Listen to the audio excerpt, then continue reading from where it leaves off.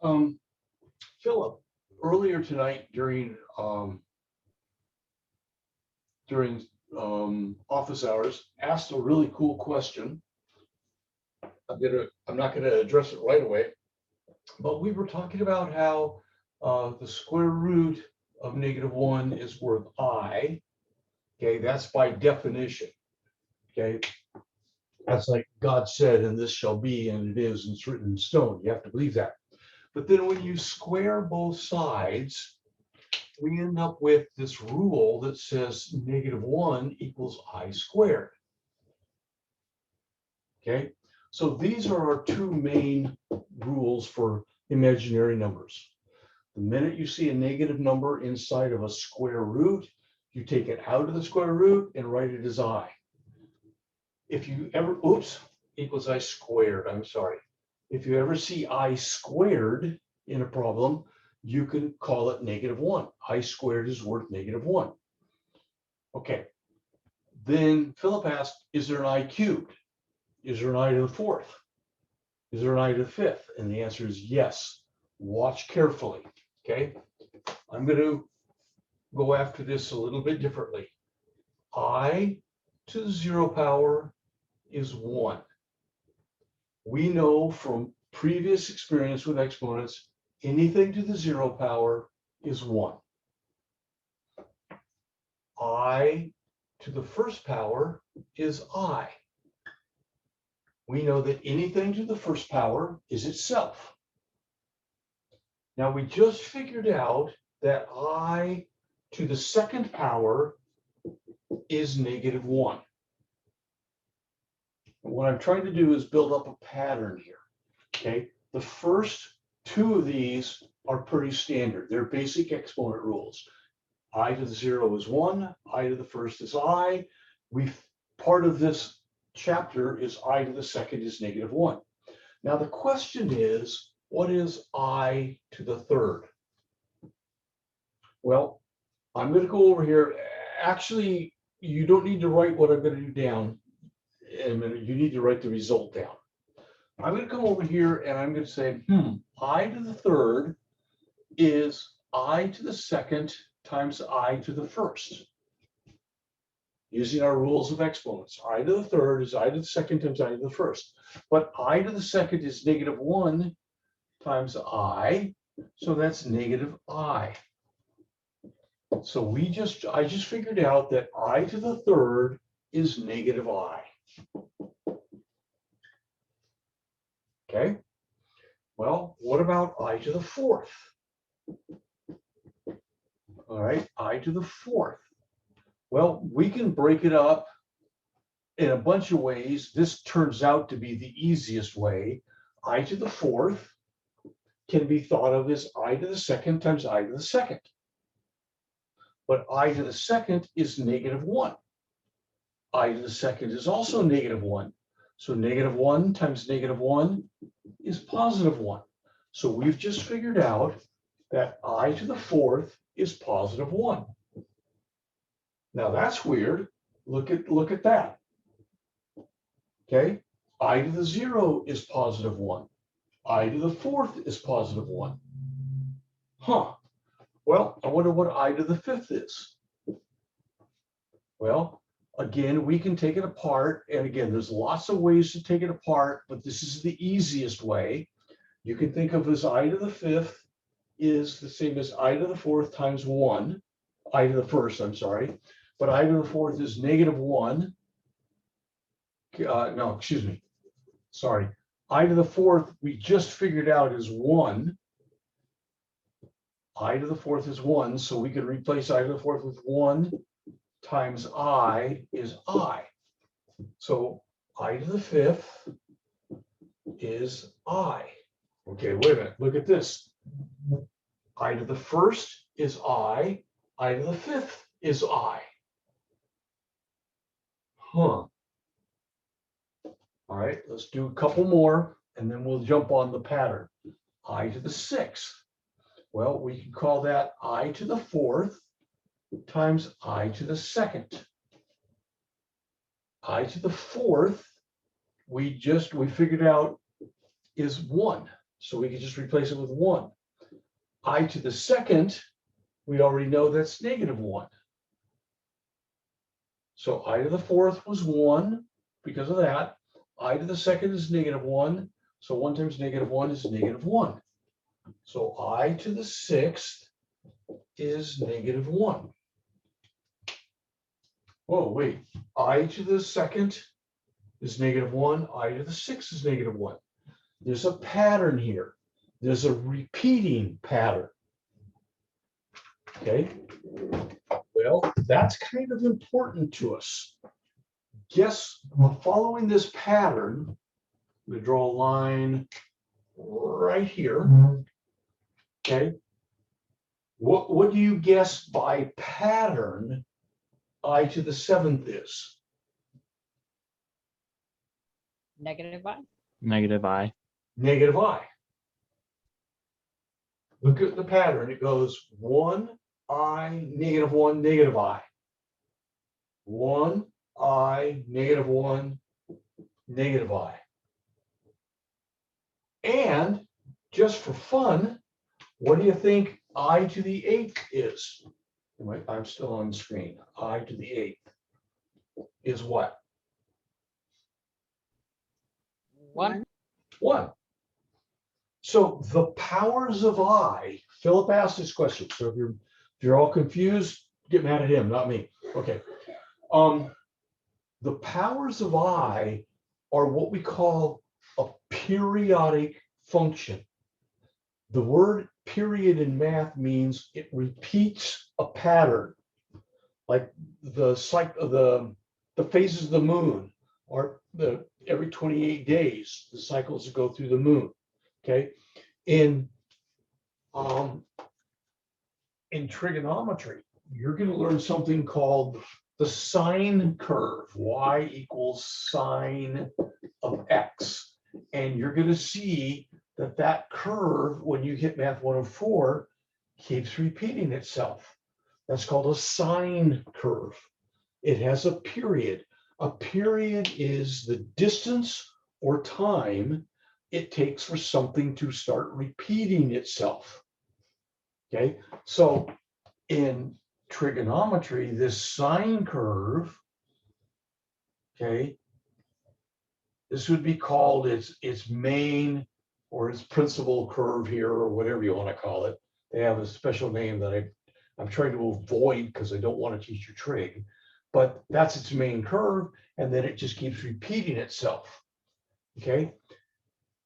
In I, the powers of I, okay, we say the period is 4. It repeats after 4 powers.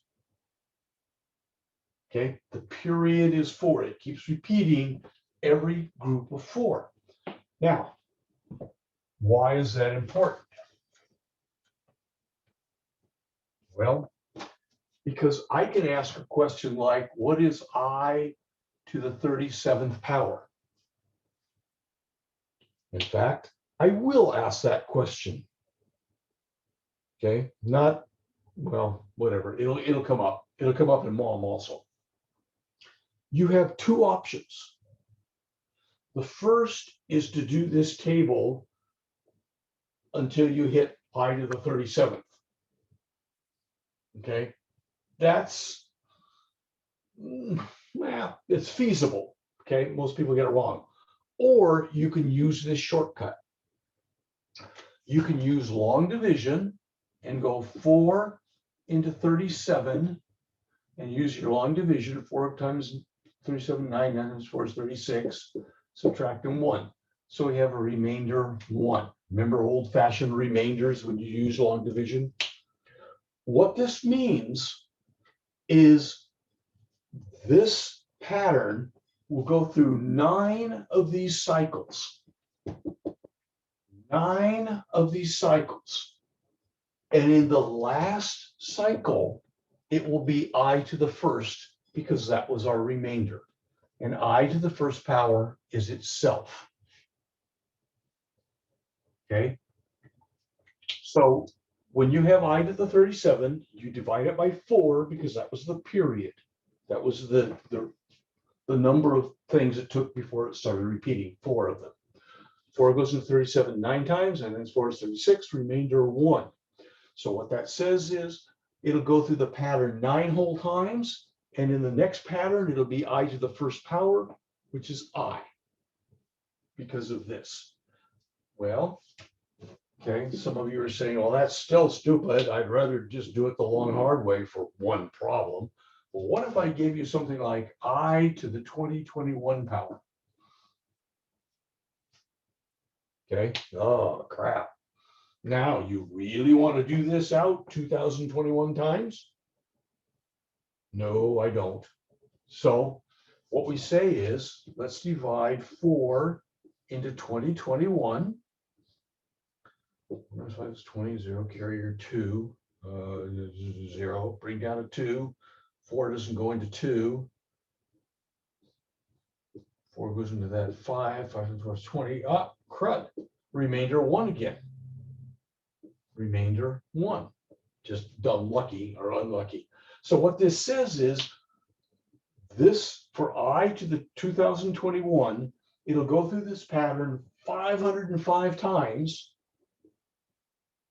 And in the next pattern, it will be I to the first, which reduces to I. Let's see if I can come up with another answer.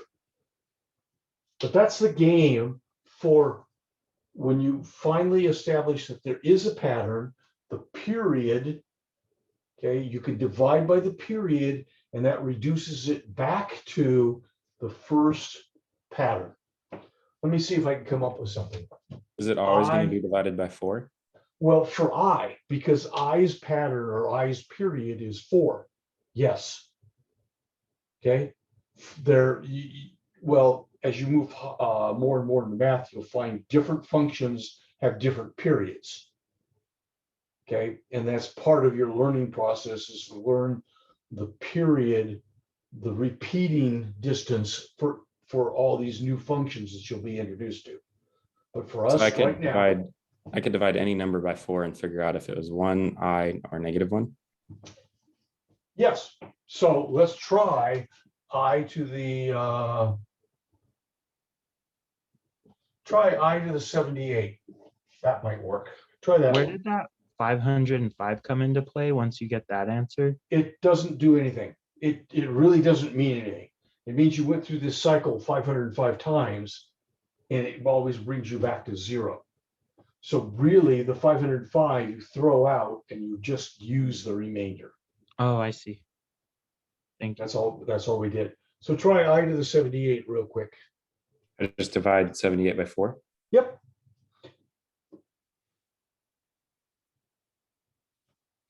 Is 19.5. Okay, well, but what does that mean if I did long division? You would have a Negative 1. Would it be a 1? -1, maybe, Why? because there's 2. Ah, so you divided, 0.5.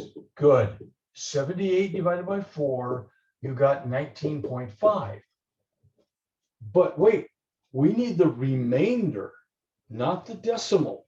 So 19.5 2 is the quarters, same right? as 19 2/4. So the remainder is 19 remainder 2. So if you're going to use your calculator, you have to understand how to change it from the decimal format to the fraction format. So 19.5 is 19 2/4, which is 19 remainder 2, which means this problem, I to the 78, simplifies down to I to the 2. And we know that I to the 2 is -1.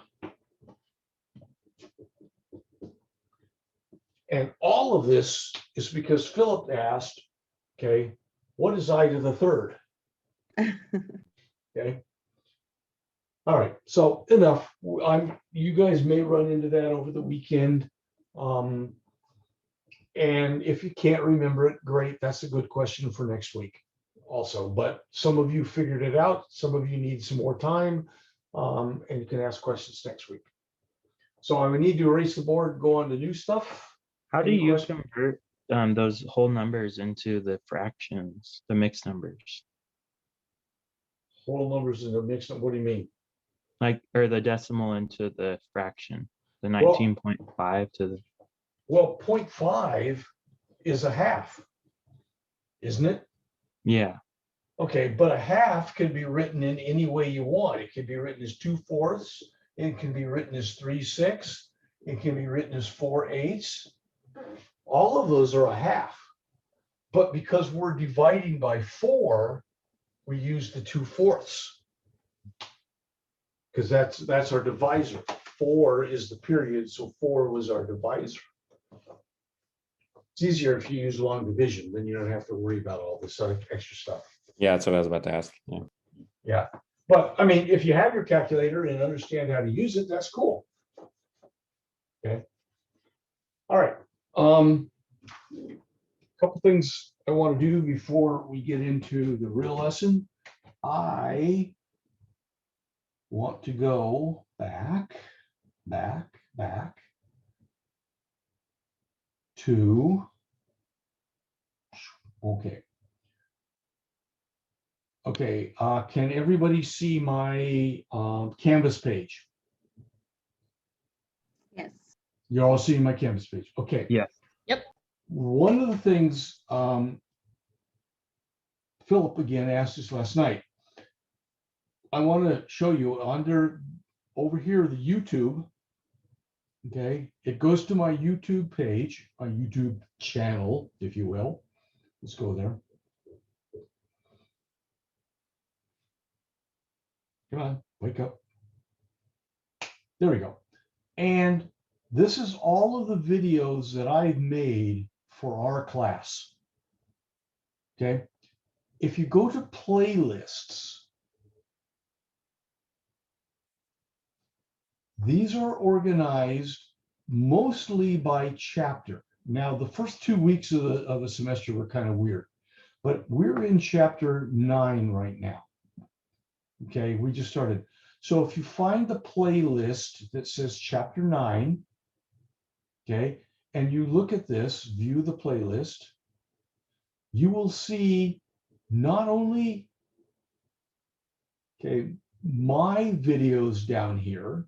These are my videos that I put in, but I've put a whole bunch of other videos that I found from other people that did a pretty good job explaining what I've explained. Okay. If you don't like what they do, find another one. But this is a lot of videos, and I've done this for many of the playlists that I have. So if you don't like my lecture, if you don't like the videos I've put on Canvas, and even Mom has some videos. I think Mitch pointed that out at the start of class. I don't know if anybody was around to listen, but if you don't like that, I have a whole lot more on my YouTube channel, and all you have to do is look at playlists. Okay, so let's close it. Okay, so again, go home. We'll do it again. So on Canvas, you find YouTube Fosters. Okay, open it up. Move that out of the way. Thank you. Come on, wake up. There we go. Go to playlists. Okay, because they're organized. Otherwise, I got a couple hundred there and they're a mess. But they're organized either by the week or by the chapter. You can just kind of find, we're in chapter 9, like I said, right now. So come down chapter 9, and it talks about everything we've talked about. Okay, so you can get all kinds of help. Like I said last night, I will leave Mom open all summer so that if you want to do any reviewing over the summer, you can. Also, I encourage you guys to bookmark my YouTube page, okay, because it's got good things that help you review over the summer. Remember, Canvas at the end of the semester, the school will close Canvas. So you can't get into my Canvas site and use all these links that I put on Canvas.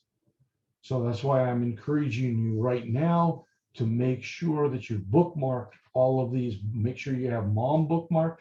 Make sure you have my YouTube channel bookmarked so you can get to them even if the school has closed down Canvas. You can still get to those other things to help you review for future classes. Okay, now let's go back to this. Yay, we're back. So that's YouTube. Okay. Last night, real quick, we were talking about chapter 9.4. I think it was 9.4. I think what were called quadratic-like equations. Okay. And we did something like this. Okay. 2x to the 2/5 plus x to the 1/5 equals 3. This is the pretty typical one, and tonight I'm going to show you a few others. You must make it equal 0. 2x to the 2/5 plus x to the 1/5 minus 3 equals 0. And then we do a substitution, and this started confusing people. What did we substitute? What did we do? How did we start the substitution? Okay, u. What about u? Let, and you need to write this down. Let u equal what? 2x The lowest. to the Oh. 2/5. X 1/5. Yeah, the lowest power, x to the lowest power, x to the 1/5. Okay. You should write u squared equals x to the 2/5. But that was confusing a lot of people. So my suggestion to you is don't write it.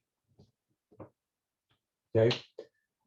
What this all means is with this substitution, this problem becomes 2u squared plus u minus 3 equals 0. With this substitution, this u substitution, the ugly problem becomes this problem. Okay, and then I told you that most of these will factor, so we'll have 2u and u, and I think a plus 3 and a minus 1 equals 0. Did I do that one right? Yes, I did.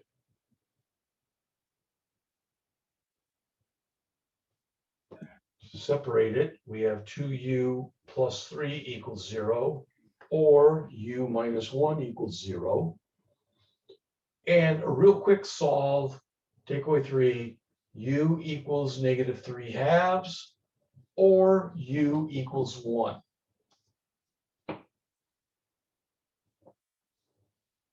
And most people get that. It's the rest of the problem that confuses people now. Most students can you may not understand why, but you can do a substitution. U is the x to the lowest power, 1/5. That implies that u squared is x to the 2/5. Okay, but that doesn't matter to us really. We do the substitution, okay, and solve it most of the time. Okay, 99.9% of the time, our problems will factor. And we get 2 u answers. But what do we have to do? We have to convert it back or Back to substitute. x. Good. Yeah. Okay, good. So we have, for example, u equals -3/2. But what is u equivalent to? What variable is the same as u? X to the 1/5. Good. X to the 1/5 is equal to -3/2. Okay, now this is where your skills come in. This is where you actually have to do some thinking and analysis. How do you solve that problem? And if you go back and look at last night's notes, every problem that we solved was a little bit different. At this step, once we unsubstituted, got rid of u and went back to the original variable, every problem was a little bit different, and that required you guys to have to think and analyze. Okay. One way around this, we said that the 1/5 power is the same as the 5th root. The 1/5 power is the same as the 5th root. And so we know that to get rid of a 5th root, we raise both sides to the 5th power. And that gives us x equals, okay, I don't know what 3 to the 5th is. 81, 243, I think. Somebody check me. Over 32, I think that's right. 3 to the 5th. Yeah, I'm pretty sure that's right. Okay. Then we also had u equals 1 over here. So we have to play the game again. Okay. X to the 1/5 equals 1. And if you already know that you're going to 5th power it, you can just save yourself some trouble. 5th power it, that'll give us x equals, well, 1 to the 5th power is 1. So our solution set for this problem is -243 over 32 and 1. And right there, that's a pretty typical problem, and I can almost guarantee a problem similar to that on when we get a chapter 9 quiz, and guaranteed the chapter 9 test. I can Professor, guarantee. quick- Yeah, go ahead. I'm a little lost today. It's a -243 over 32. How will we get the 32? Because when you're squaring a fraction, -32 raised, not squaring a fraction, I'm sorry, to the 5th power, you're doing -3 to the 5th power, and you're using 2 to the 5th power. You've got a 5th power top and bottom. No? So 2 to the 5th power, I think, is 32, isn't it? Yes, it is. Yeah. I got okay. it. Okay, Okay. perfect. Thank you. Yeah, so when you're powering a fraction, you're technically powering the top and the bottom. Okay, so again, put a star on that one, guys. That is an almost guaranteed chapter 9 quiz and chapter 9 test. Okay, I need to erase the board and show you guys another one. Are we okay with this? Okay, I don't hear anybody Yes. yelling at me, so.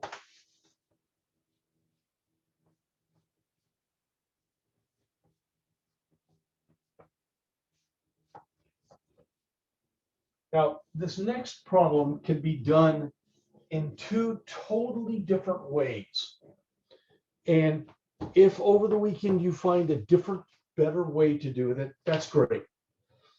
On any test, if you find a different, better mathematical way to do it, that's fine. Okay? As long as we've kind of taught it. So here's a new one. Example. 6x to the -2 plus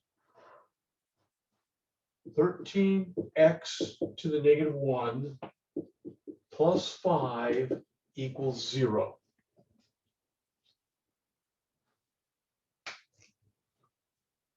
Okay. our u is going to be x to the negative 1. Notice it's always that thing.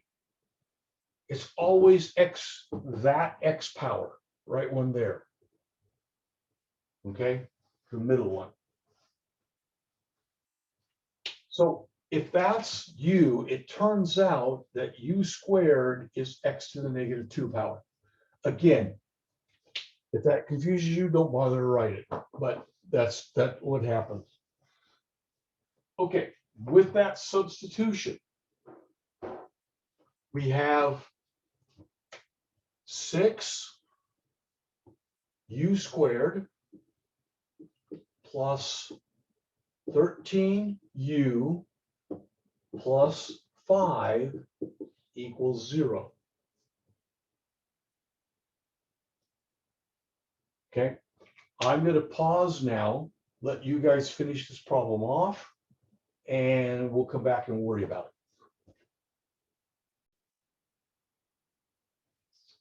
It turns out the factoring on this one was a little bit tricky. There was a lot of ways to get 13, but you didn't get the right pluses and minuses. So you had to be a little bit careful on this, but this is the correct factored form. And you can check it with belly buttons or foils or doing whatever you want. So we split it up. We have 3u plus 5 could have been 0, or 2u plus 1 could be 0. Skipping some steps, I get u equals negative 5/3, because you subtract 5, divide by 3, or this one, I get u equals negative 1/2. So let's come back up here. U equals negative 5/3, or u equals negative 1/2. Okay. So then the next thing we do is we get x to the negative 1 and we put u back in its place. So x to the negative 1 is the same as u equals negative 5/3, or x to the negative 1 equals negative 1/2. And now comes the confusing part. So let me pause for just a moment. Is everybody okay with my u substitution? We got down to this problem. Are you kind of okay with my factoring?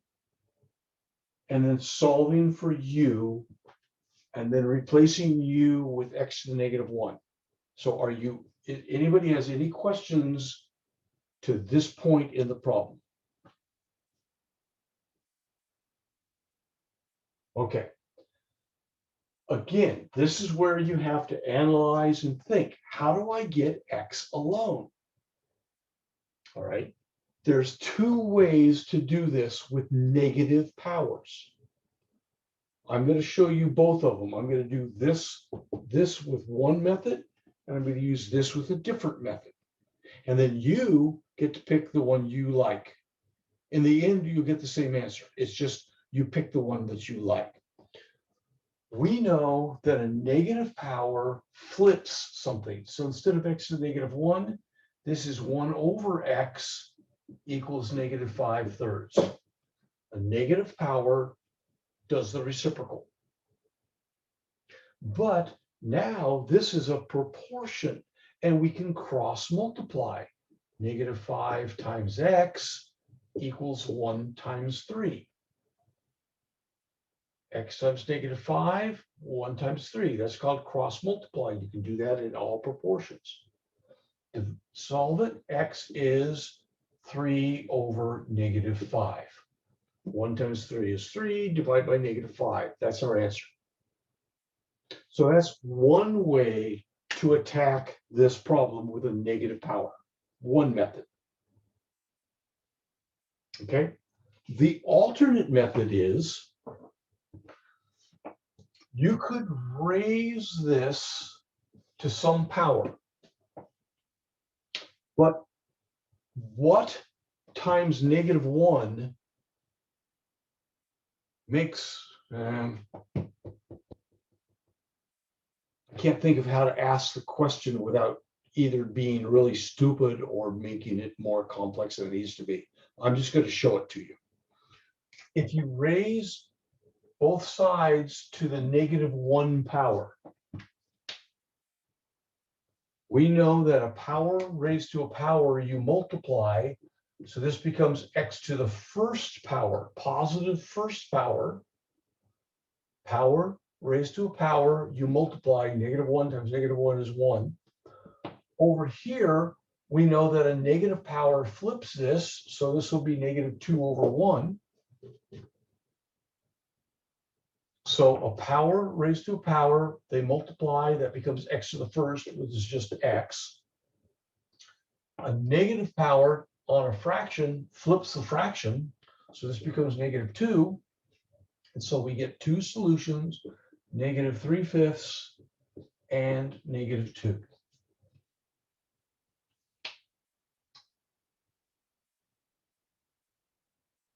Okay or not okay? Again, the real work, the real new analysis, the thinking part is right in here. How do you solve this problem? And again, if you go back and look at your notes, every time we got to here, every problem was just a little bit different. Every problem was just a little bit different. All right. I have one more that I'd like to give you, but I'm not gonna tonight on this quadratic-like, because I want to get to the two new topics that we have to get to, and I'm keeping an eye on the time. Might go a little bit over 8 o'clock. It's a short quiz tonight, remember that. So I might go beyond 8 o'clock to teach my lessons. So any questions on this example of a quadratic-like equation? You do a substitution, you do your U substitution. It's always the thingy in the middle. Okay, you write your new problem. Okay, 99% of the time it'll always factor, you'll get two answers, but then you have to revert back to your original variable and then figure out how to solve that problem from there. All right, I'm erasing. 3, 2, 1, gone.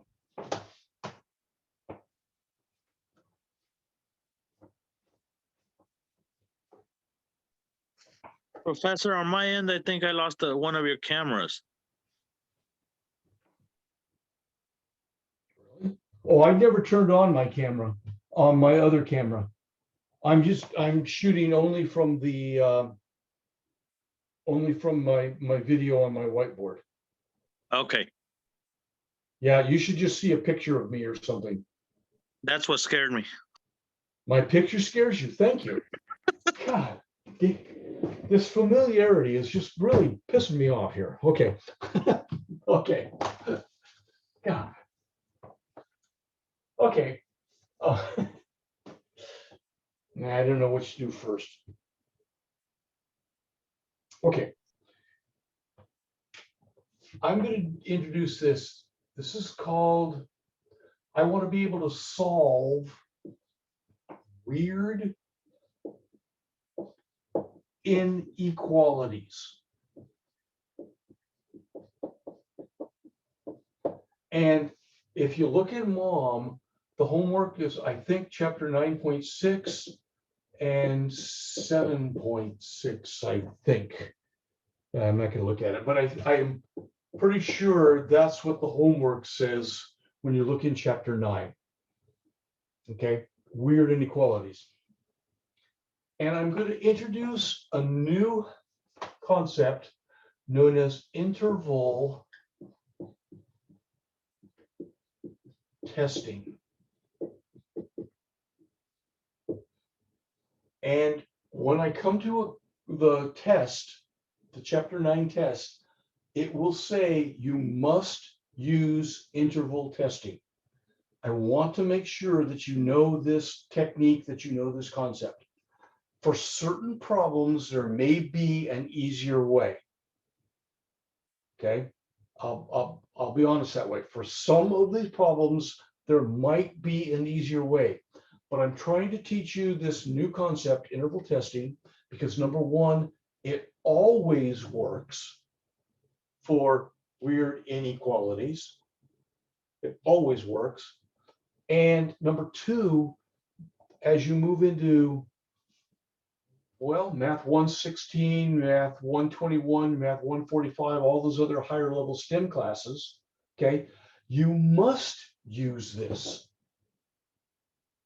So while some problems might have quite a shorter way of doing it, other problems don't, and I'd rather teach you now this method that always works. But here we go. Okay, I'm just going to simply do a problem and explain it along the way. Let's take,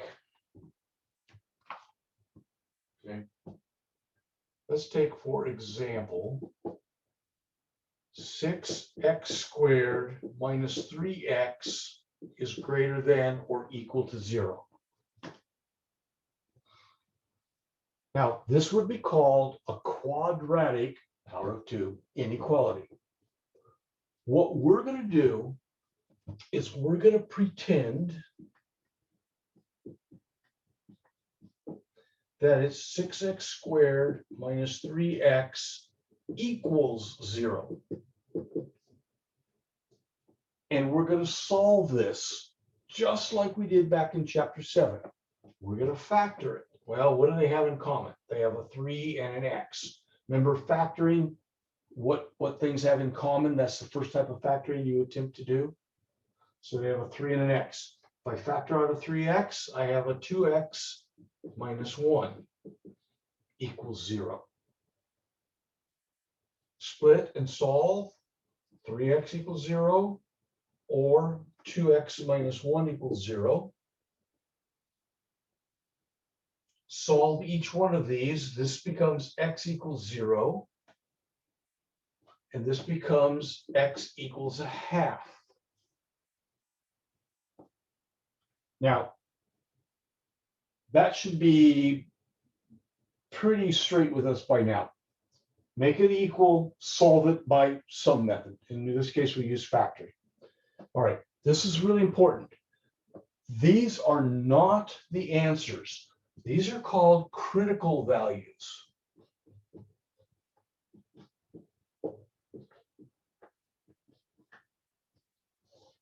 Okay, they're not the answers, but they're related to the answers. Okay, they're called critical values. Okay, so what we're going to do now is we're going to put those critical values on a number line. We have 0 and we have a half. Okay, we put them on the number line. Because it said equal, less than or equal, we know we can put solid dots on those things. Because the original problem was greater than or equal to, that told us solid dots. Now, here's where the fun starts. An interval is a chunk of the number line. When we say the word interval, it's a chunk of time, or it's a piece of something. Okay. What do you want to say? An hour is divided into 60 1-minute intervals. Okay, they're little pieces. A mile is divided into 5,280 feet. This number line is divided into 3 intervals. So 2 critical numbers give us 3 intervals. And what we do, and this is going to get confusing, is you randomly pick any number you want in the interval. So let me show you what I'm talking about. This interval here goes from a half out to infinity. This interval goes from 1/2 out to infinity. Pick any number you want. Any number from a half to infinity. most people will pick 1. That looks like it's the easiest number, the smallest number that we can pick. But you could have picked 5, you could have picked 10, you could have picked 1,000. It doesn't matter. This one number represents all of these. Okay, what do? We plug into original. So we take 1, our test number, that's our test point, plug it into the original. So we have 6. I know the red doesn't show up, I know. So we have 6 times 1 squared minus 3 times 1 is greater than or equal to 0. The original problem had a greater than. So 6 times 1, this is 6 minus 3. Is 6 minus 3 greater than or equal to 0? Yes. So we write, and I will insist on this, true up here. Which means every number from 1/2 to infinity makes this problem true. Every number from 1/2 to infinity makes the problem true. What did we do? We picked a test number. We plugged the test number into the original. Okay, and you can do that work in your head for all I care. I don't care. But you've got to come up with a true or false answer. 6 minus 3 greater than 0. Yes, it is. All right. Next, pick another interval. Okay, well, here's the next interval. Well, that's kind of ugly. Oh, tough. Okay. What would be a nice number to pick in there? Nothing. 1/3. 1/3? One. Well, okay, you want to go 1/3? That'll work nice. I'll show you. It does get ugly. So we say test 1/3. And by the way, you don't have to test fractions. You can test decimals. Any number you want between 0 and 1/2. Okay, it could be a square root or a root rather. It could be a fraction. It could be a decimal. I don't care. But it's just got to be some number between 0 and 1/2 because you're testing that interval, that area of the number line. Say we plug it back into the original. So this is 6 times 1/3 to the second power minus 3 times 1/3. Is it greater than or equal to 0? All right. A little bit of PEMDAS. This is 6 times 1/9. 1/3 squared is 1/9 minus 1. 3 times 1/3. Okay. 6. This is 6/9. So if you do it on your calculator, you get 2/3 minus 1.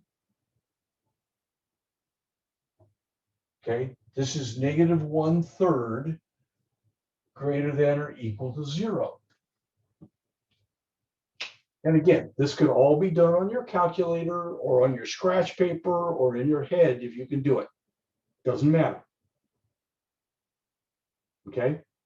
So you do this, is negative 1/3 greater than 0? I don't think so. No.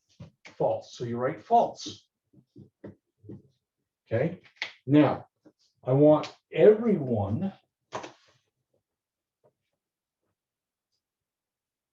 to pick their own favorite number from 0 back to negative infinity. Everybody can pick their own number. Doesn't matter what number you pick, as long it can't be 0. Okay, as long as it's between from 0 back to negative infinity, and plug it into that one and see if you get true or false.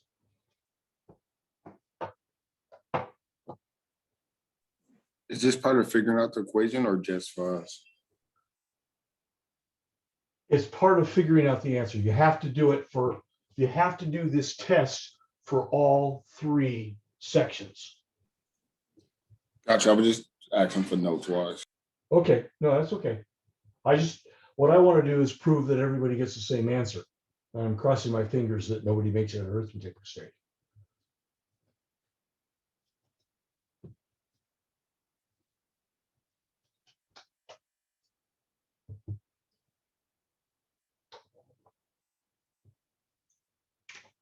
So I'm going to test. I'm going to test -1.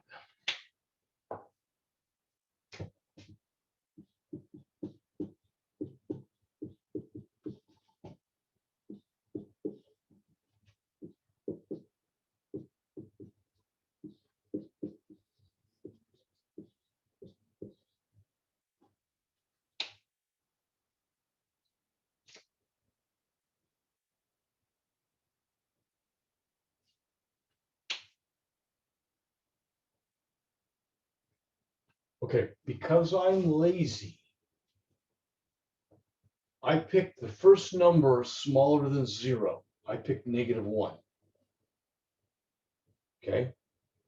But you could have chosen -2, -5, -50.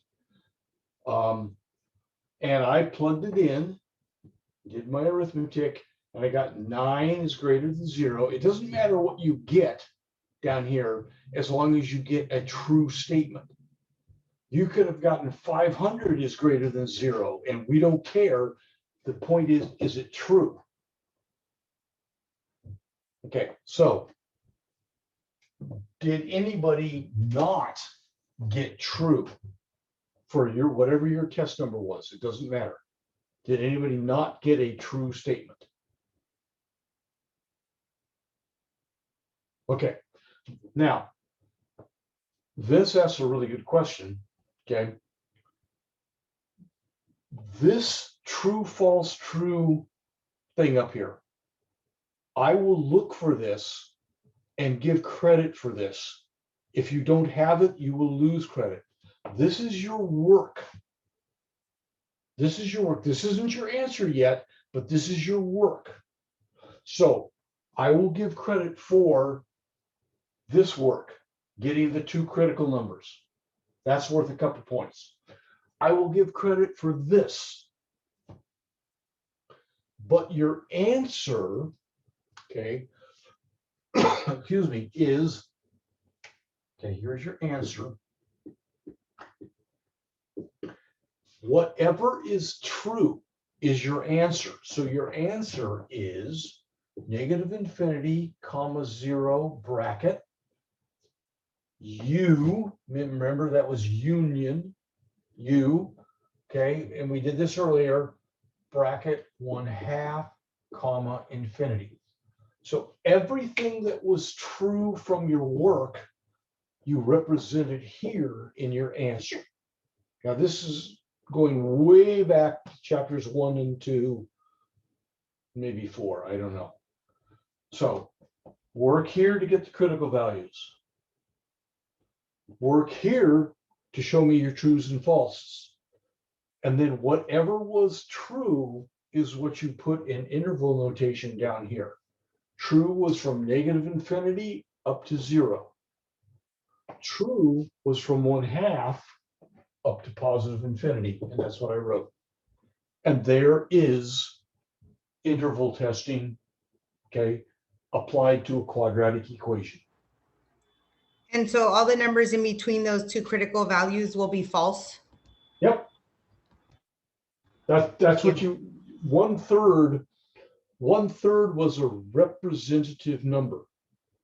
If you'd pick something else like 0.4, okay, because 1/2 we just figured out is 0.5. So if you tested 0.4, it still would have come up false. Everything between 0 and 1/2 is false. Okay, that's what that represents. Thank you. So for writing that answer, what's that big U in between the 2 values? The U means combined with. It's the mathematical symbol for union. And it means this answer combined with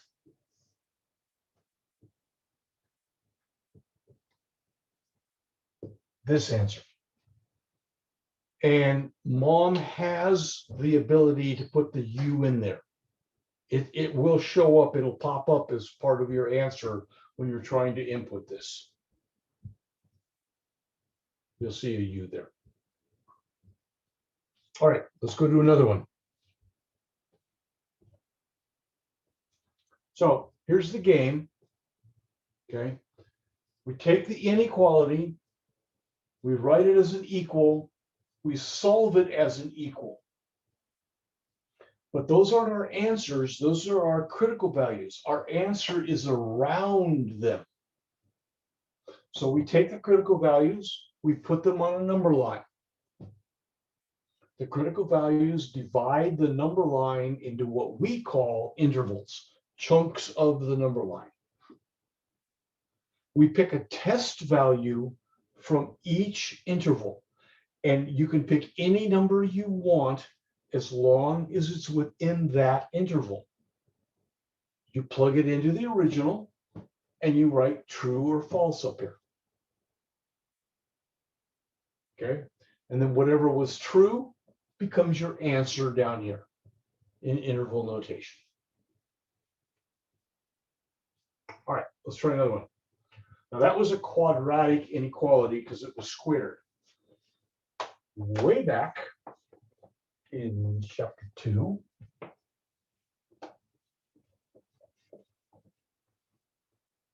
we studied absolute values. So let's go with the absolute value of 3x plus 2 is less than, oh, I don't know, 7. Now, do you guys want to try it or do you want me to walk you through it? I'm not sure how many of you remember how to do absolute values. Anyway, you want me to just walk you through it? Yes. Yeah. Yeah, okay. So new example, 3x absolute value of 3x plus 2 is less than 7. So we're going to pretend that its absolute value of 3x plus 2 equals 7. Now, the trick we had learning, reminding about absolute values was if the answer is 7, that meant the inside quantity could have been worth 7 because the absolute value of 7 is 7, or the inside quantity could have been worth -7 because the absolute value of -7 is still 7.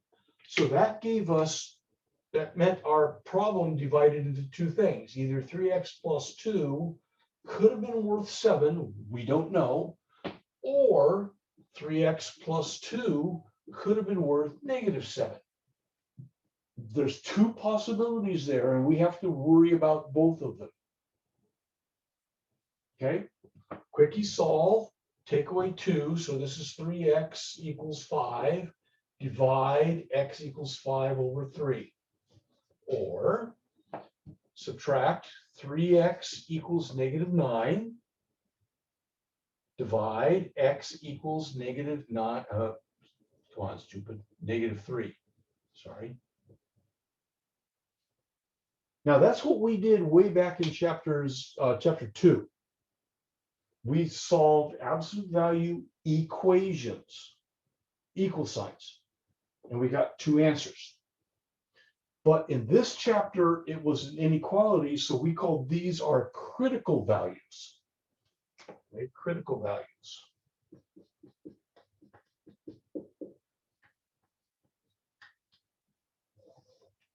So we put our critical values on the number line. So we have -3, and somewhere out here we have 5/3. You may not like 5/3. You might want to call that 1 2/3 because it's easier to think about. That's strictly up to you.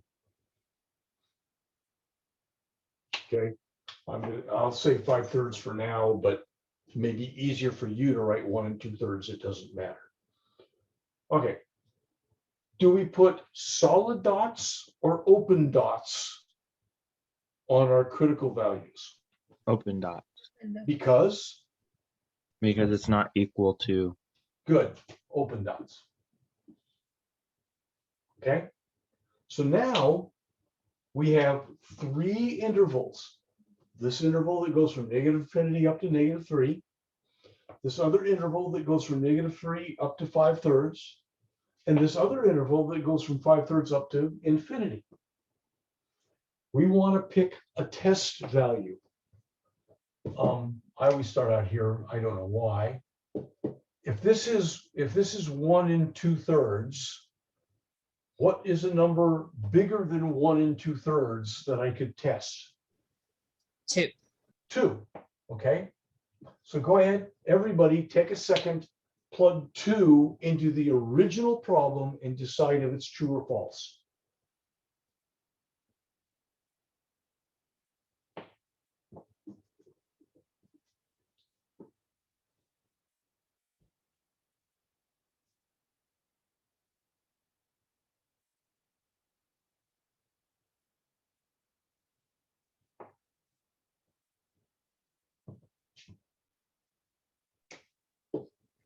Do we change the greater than or less than sign to equals for that? No, you're plugging it into the original. You're testing the original. So Okay. you just plug it into there. So this becomes up to value 8 is less than 7. So that's 8 is less than 7. Well, that's false. Is that okay with everybody? False? Yes. Okay. All right. Then we come back and we play the same game in the middle interval. But wait, remember, you're the few, the proud, the lazy, you're the mathematicians of the world. What would be a really good number to pick between -3 and 5/3? 0. 1. 0. 1 would be good too, because it's easy, but 0 is the one most people would want to choose because it makes your math easier. 3 times 0 is 0. So go ahead, test 0, see what you get.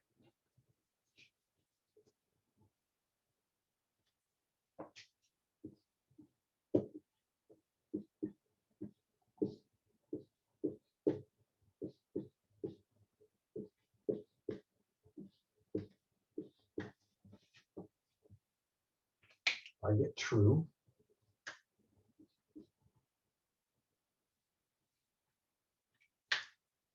Everybody else get true also? Yes. Yes. Yep. Okay. You guys beginning to see the game? Okay. What would be a good test number back here? -5. Okay, great. Everybody pick, I gotta use -5, but pick whatever you want. Okay. So we'll test -5. It doesn't matter.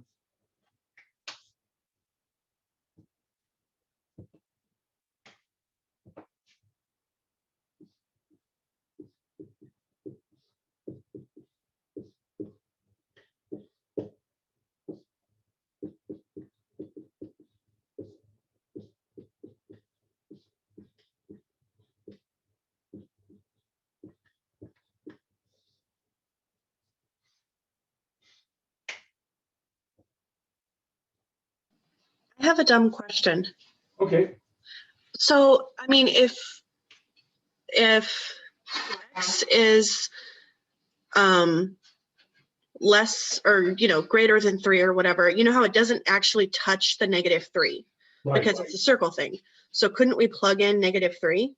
No, it can't ever equal. If you plug in -3 here, it would equal 7. Oh, okay. And if you happen to plug in 5/3 here, it would equal 7. But this problem says no. Okay, it can't equal it. And the solid dot or open dot takes care of the equal or not equal. Okay. Okay. So I get false for here. Did everybody get false regardless of the number you plugged in? This answer down here, the 13 and the 7 aren't important at all. It's the fact that they're false. 13 is less than 7. That's false. That's what's important. The numbers don't matter. It's what they say that matters. All right. So I get this, false, true, false. Now, I'm supposed to take this, everything that's true is supposed to be my answer. Okay, so my answer is everything between -3 and 5/3.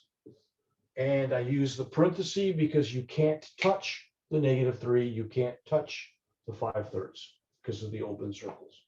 So this is your answer. Again, this would be your work to critical values. That's worth some points. This interval test is worth points. If you don't show it, you can't get the points. And then the answer is worth points. Is that okay? Will we miss out on points if we don't do the little number line, but we still Yep. do all the tests? Yep. Well, what do you mean? So if Yeah, we no, still I do need like, to see the number line. The test can be done in your head. The okay, test can be done on scratch paper. This is the result of your scratch work. I need to see this number line up here. Okay. You can, most of you could plug in 2 in your head and get true or false. Most of you could plug in 0 in your head and get true or false. The only tricky part was maybe plugging in -5. So I must see this number line with the words true and false above it. All right, let's do another one. One more, and that'll be it for this tonight. Then we'll go on to the last topic, and then we'll take a quiz. All right.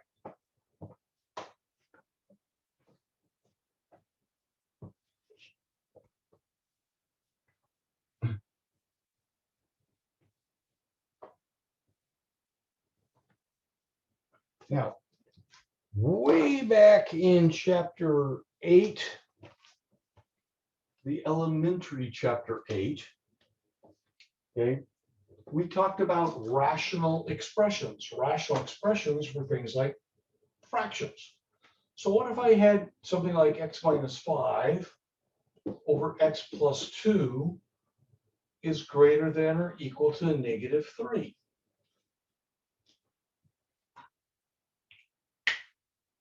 Okay, that was called a rational expression. This is a rational inequality. Okay, here we go. I'm going to walk you through it because this one is a little bit tricky. So we're first going to go x minus 5 over x plus 2.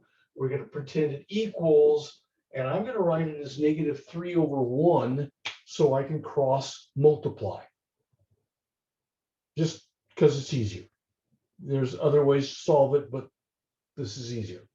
If I cross multiply, I get -3 times x plus 2 equals 1 times x minus 5. Where's my, okay. -3x minus 6 equals x minus 5. Well, let's go up here. -4x equals 1. So if I take x away, I get -4. If I add 6, I get 1. So I get x equals -1/4.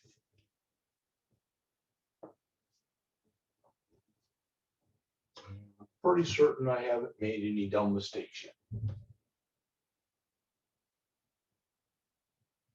-3 minus 6, x minus 5. Take away x. -4, add 6, 1. Yeah, I'm pretty sure. Now, hang on, watch carefully. The critical values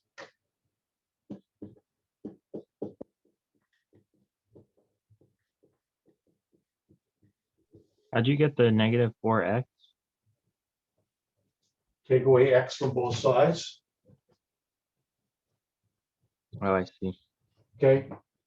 Look up here what I'm writing, guys. My critical values are -1/4 and -2.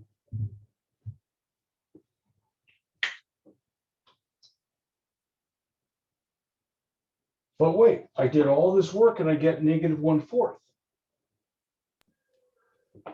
What was Foster smoking when he came up with -2?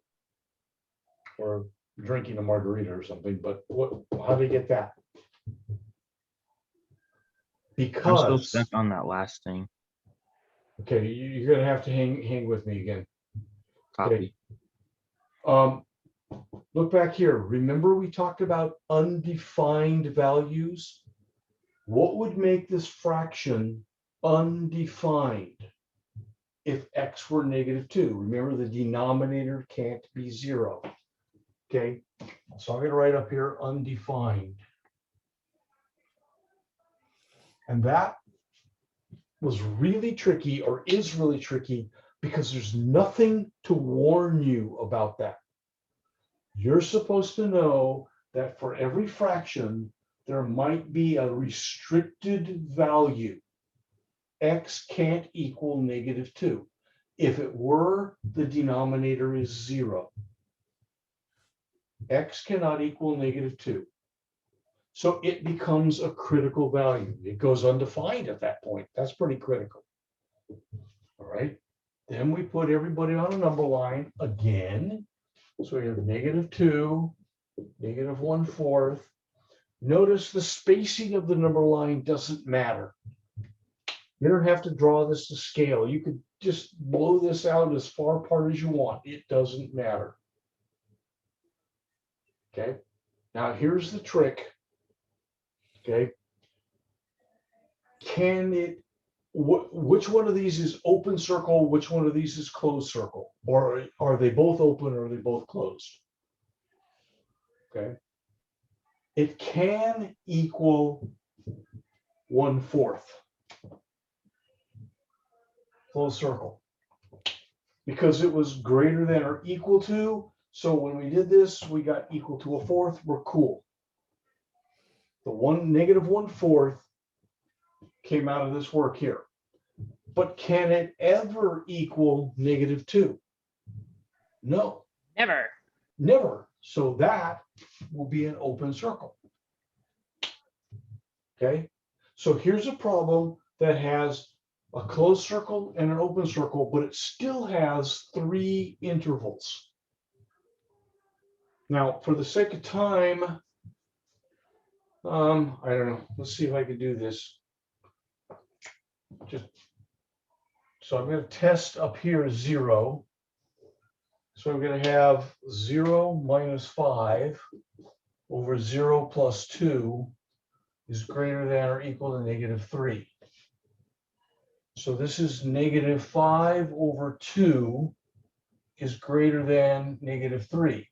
Well, -5 over 2 is -2.5.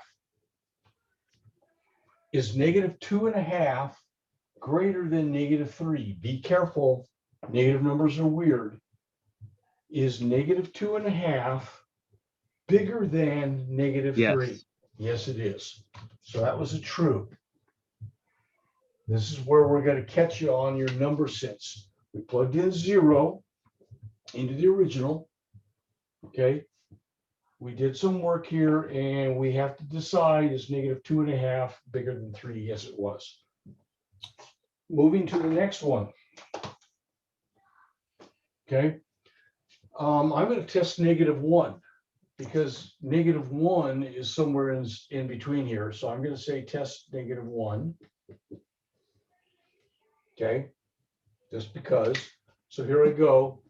-1 - 5 over -1 + 2. Is it greater than or equal to -3? Here's my glare. Oh, I missed it. Good.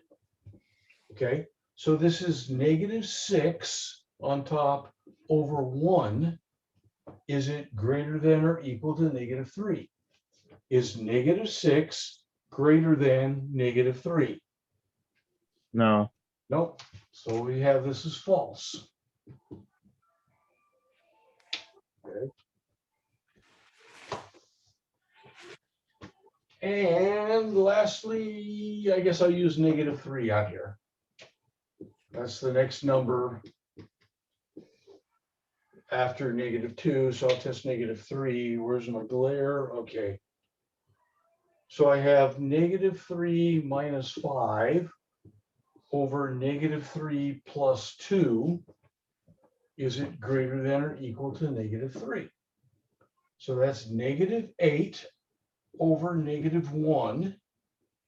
-3 minus 5 is -8. -3 plus 2 is -1. So that's 8 is greater than or equal to -3.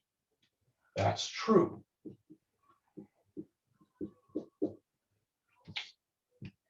Okay. You're so fast at this.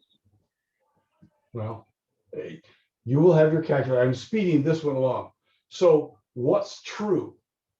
Okay, my answer is so my answer is -infinity up to -2 parenthesis, because the -2 has an open circle. We go back to the big U, union or combined with bracket -1/4 up to infinity.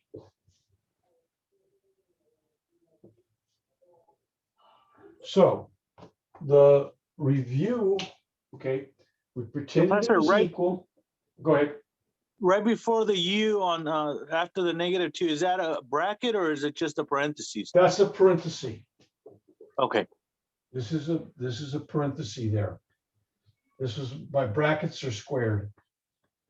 Okay.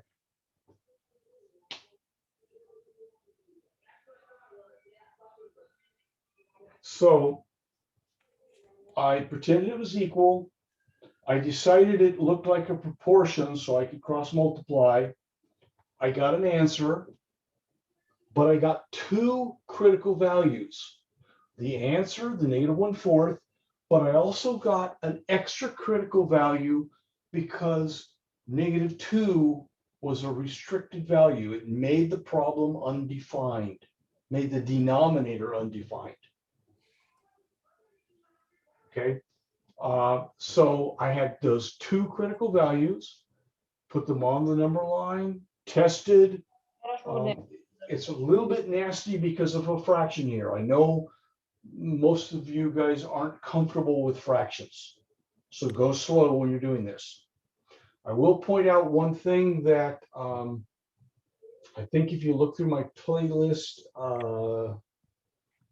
the only person I found that I liked did it slightly differently than I've done it. And I can accept his way also. But this is pretty much the best way to solve weird inequalities with interval testing. Okay, that's pretty much it, 9.6. Can I ask that question again, please? Yeah, go ahead. Which one was it? It was, you took away x from both sides and somehow Right. -3 minus 6 equals -4x. No, I'm just really confused at that. I took x away from both sides. So what's And then you're negative? left with, Okay, I did two things simultaneously. I took -x, I took x away from both sides, and I added 6 to both sides. Because remember, you want to get x alone. Okay, let me show you the steps. Take x away from both sides. Do I have room? Yeah. So this is -4x minus 6 equals -5. That's if you take x away from both sides. oh, I see, because you're adding the negative you're x to the adding- -3. Yeah, exactly. Okay, you're adding that 6 just to both messed up the sides. whole thing for me. Okay. So we got that. Okay.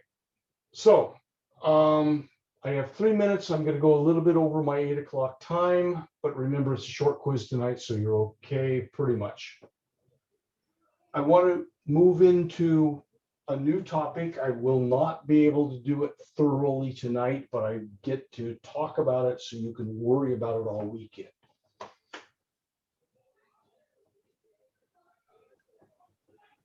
And that is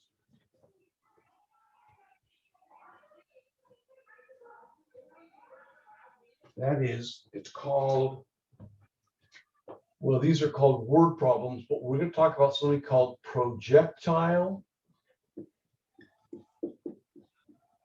motion. And what it means is, what if you launch a rocket into the air, goes up, comes down, hits somebody, there's a kill. Okay, yay. Oh no, not yay. Okay, there's a kill. This is called projectile motion. We're going to study this a lot over the next couple chapters, because we're going to ask questions like, what's the highest point? How high did this rocket go? Okay, we're going to say, what was the time it took to get there? How many seconds before it reached its maximum height? Tonight, what we're going to do with projectile motion, okay, just to keep it simple, is we're going to ask, when does this rocket hit the ground? Okay, when does this rocket hit the ground? Okay, there's a lot of things, but tonight, when does it hit ground? Now, I'm going to give you a problem like this. H equals something like -5 t squared plus 20t plus, I don't know, let's say 40. Fine, whatever. This is the path of the rocket. What this says is the height of the rocket, h, is given by this formula where this is time. So instead of x and y, we're using height and time. So the rocket's going to go up and come back down. Bam. Okay, it's going to achieve a height, and then it's going to come back down and hit the ground sometime. And what happens is the time will start at 0 and time will go forward, and it'll eventually hit the ground. The height will go at 0, it'll go up, and then it'll eventually turn around, come back down. Boom, down. So I will give you this equation. Mom will give you this equation. We'll all give you an equation. It will be different every time. This equation, I'll explain more next week, the parts of this equation, what they mean. Okay, but it will be different every time, but the process you go through is the same. So if I gave you this equation and I said, when does it hit the ground? Well, your interpretation of that, when, means find the time or solve for t when, if it hits the ground, h is worth 0. Think about that. When the rocket goes up, comes back down, hits the ground. The height went high and then came back down, hit the ground. The height is 0. So when you see these words, when does the rocket hit the ground? Your interpretation is when means find the time, solve for t, okay, when h is worth 0. So I'm going to do this. 0 equals -5 t squared plus 20t plus 40. That's how I would start this problem. 0 equals, because why 0? Because ground is h. And if we solve this problem, we're going to get t equals, which is time. Now, the first thing I would encourage you to do is multiply both sides by -1. Let me explain why. This is 0 equals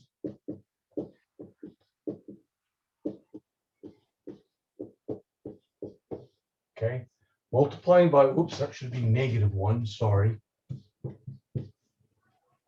multiplying by -1 makes the t squared coefficient a positive number. You don't have to do this step, but it will simplify some of your arithmetic steps. If you're good at arithmetic, don't bother this step. Okay, if you get screwed up with positive and negative, this might be a good step to do. If your t squared coefficient is negative, multiply everybody by -1, both sides by -1, and you get a positive t squared. Now, a couple things. I personally see that we could factor out a 5.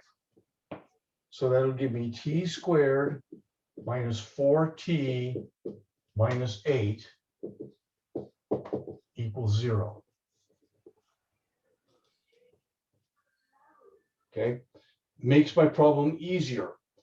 I am going to use the quad formula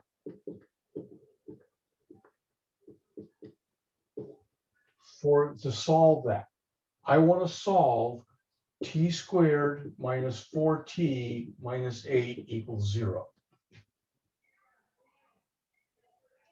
So to use the quad formula, remember we have to get a is 1, b is -4, c is -8. Remember, a, b, and c are the coefficients of your terms, the squared term, the linear term, or the middle one, and the no variable.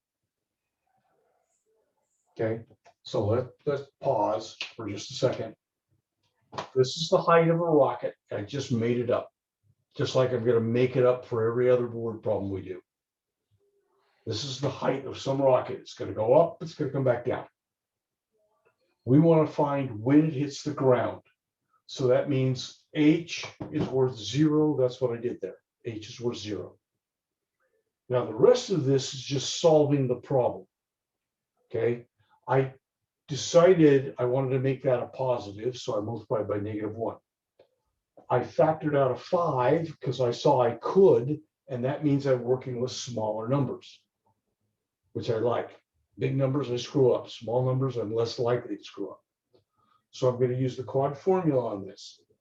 So here we go. T equals -b.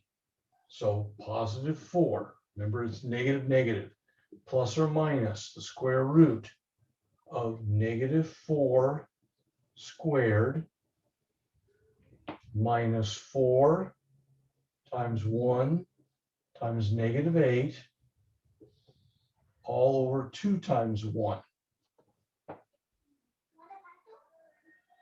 Okay, t equals 4 plus or minus, okay, I avoided the glare, all over 2. This is going to be the square root of 16 plus 32. That's going to be 48. And I'm going to stop there tonight because there's so much more that we have to do. So if we clean this up, we get t equals 4 plus or minus the square root of 48 all over 2. Now you need to simplify it and all kinds of junk. Actually, the truth is you need to use your calculator on this, and that's too much time for tonight. So what I wanted to introduce to you is the concept of projectile motion. Okay, that means a rocket going up and coming back down. Okay, we set h equal to 0. I will always give you the formula. Always give you the formula. You will never have to panic on that. It will be different for every problem, but I will give it to you. Okay, I will always give that to you. In this problem, because we're hitting the ground, we knew that that meant h is worth 0.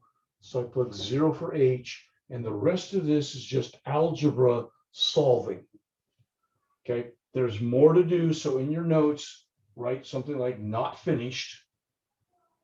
Okay, and we'll come back and pick that up on Tuesday. All right, now your quiz.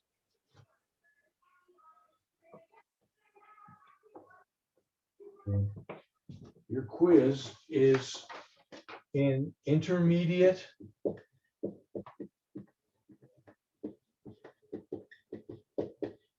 chapter 8, and it says radicals quiz number 1. Okay, there's 2 of them there. Don't click on the number 2, click on the number 1.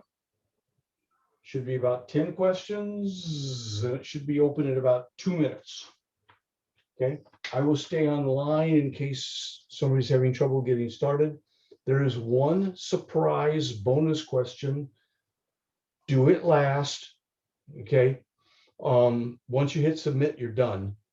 And you have 70 minutes, I believe, to do the quiz. But you can get a big bonus if you can understand it. You can't get hurt if you don't do the bonus. It won't hurt you at all. But here's an opportunity to bump your grade. All right. See you next Tuesday. Good luck on this. Finish off your chapter 8 homework. Start chapter 9. Bye. I have a quick question. Yeah. So I'm looking at in intermediate, oh wait, I think I might be in elementary 8. So are we not doing a quiz on elementary chapter 8? We did. We did? Yeah, we did that before before the break. Oh, that's right. Okay. Never mind. Okay. Okay, no problem. Come on.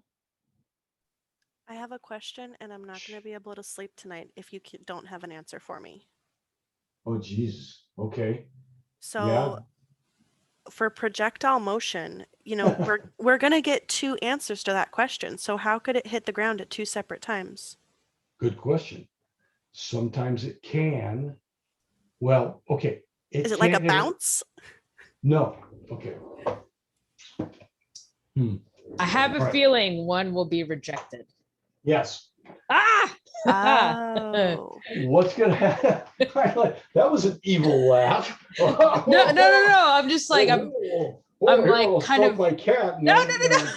Oh, cute. I'm just a little proud of myself. I felt very dumb this week. Okay. So what happens is this number at the end tells you how high you start. So this would start, let's say 40 feet high, go up and come back down. You're going to get 2 answers, but one of them will reject. One will be something like, let's make this up, t equals negative 2.1, or the other answer, t equals 3.7. Well, you can't have negative time. Remember, t stands for time.